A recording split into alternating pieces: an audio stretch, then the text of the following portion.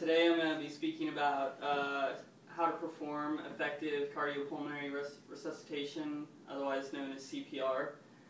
First I'm going to just give you guys a few statistics on it. Every year there'll be over 300,000 out-of-hospital cardiac arrests that occur, and of these, only 8% of those who suffer cardiac arrest will survive. And less than a third of all these people will actually receive CPR in time, mostly because of scene times, arriving on scene times, and a lack of public awareness in how to perform effective CPR in the event of a cardiac arrest. It's important to know how to perform effective CPR because anyone can have cardiac arrest, can suffer from cardiac arrest, and even people that are otherwise seemingly healthy can suffer from a cardiac arrest event. And with effective CPR, your chances of survival increase 2- or 3-fold. So it's a very important thing to know. And because brain death will occur from lack of oxygen within just a matter of minutes, it is very important to perform CPR as soon as possible. So we're going to get into it. There's a new standards that have been set forth by the American Heart Association this year that have changed the way CPR is performed. It used to be performed with the, according to this acronym known as ABCs, airway breathing and compressions.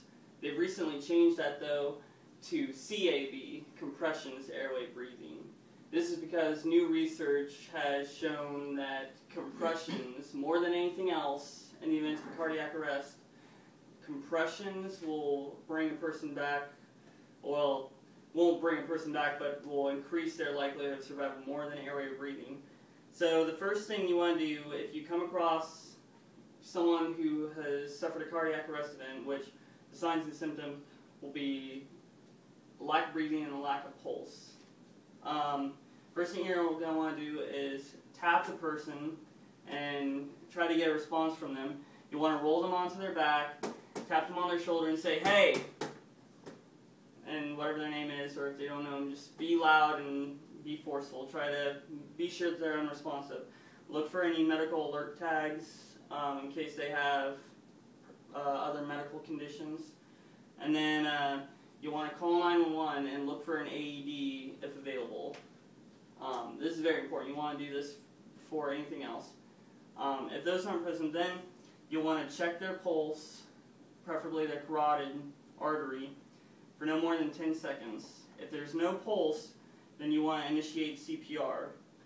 Now, the way to do this is you'll put the heel of your palm on their sternum in the center of their chest at the nipple line. And then you want to begin compressions, hand over hand, fingers interlocked, and then you want to perform compressions at 100 compressions a minute and at least 2 inches deep. So it would be like this.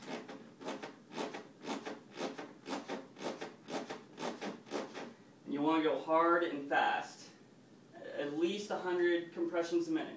After 30 compressions, then you'll stop and you can tilt the head back with one hand on their forehead and then another hand on their chin to open the airway. And then you'll want to look, listen, and feel. Look for chest rise, listen for sounds of breathing, and feel for breathing. And if you don't feel that, then you'll want to perform 2 rescue breaths. And each rescue breath should take about 1 second. So you would just give 2 rescue breaths, and you, without taking a big deep breath before you give the breath. Just breathe in like normal, perform 2 breaths, and then immediately go back to compressions. And then you'll want to do that every 30 compressions, 2 breaths. And then you'll want to continue giving compressions until rescue aid arrives. And that's very important because once you stop compressions, the blood will sludge up and it will take a long time to get it moving again. So it's very important to maintain compressions. And this will, like I said, this will drastically increase their likelihood of survival, and there's no minimum age required. Anyone can perform CPR. Kids as young as 5 years old have performed CPR effectively on adults. The American Heart Association doesn't have any age limits for training people, and they train some 700,000 people a year in how to perform CPR. And you can find American Heart Associations or Red Cross associations anywhere in almost any major city, in this city for sure. And it's just very important because the more people who know how to perform CPR effectively, the less likelihood of death for anyone suffering cardiac arrest. And like I said, anyone can suffer from a cardiac arrest. Young people and old people, people in their 20s or 30s have suffered from cardiac arrest as well. So it's a very, very important way of combating death. I guess that's the end. Hey, don't you have a question and answer period? No, that was... Oh, okay, excuse me.